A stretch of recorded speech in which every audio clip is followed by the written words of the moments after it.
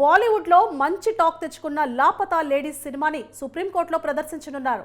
లింగ సమానత్వం థీమ్తో తీసిన ఈ సినిమాని సుప్రీంకోర్టులో జడ్జిల కోసం ప్రత్యేకంగా స్క్రీనింగ్ చేయనున్నారు. ఈ మేరకు సుప్రీంకోర్టు అడ్మిన్ విభాగం ఓ సర్క్యులర్ని కూడా జారీ చేసింది.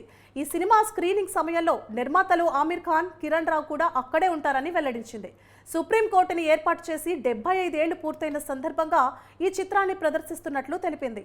సుప్రీంకోర్టు ఏర్పాటై 75 ఏళ్లు పూర్తయ్యాయి. ఈ సందర్భంగా పలు కార్యక్రమాలు నిర్వహిస్తున్నాం. అందులో భాగంగానే లాపతా లేడీస్ సినిమాని కోర్టులో ప్రదర్శించనున్నాం. ఆగస్టు 9వ తేదీన చీఫ్ జస్టిస్ చంద్రచూడ్తో పాటు డైరెక్టర్, ప్రొడ్యూసర్ సమక్షంలో అడ్మిన్ బిల్డింగ్లోని ఆడిటోరియంలో ఈ చిత్రాన్ని ప్రదర్శిస్తాం. సుప్రీంకోర్టు అడ్మిన్ విభాగం ప్రదర్శించింది.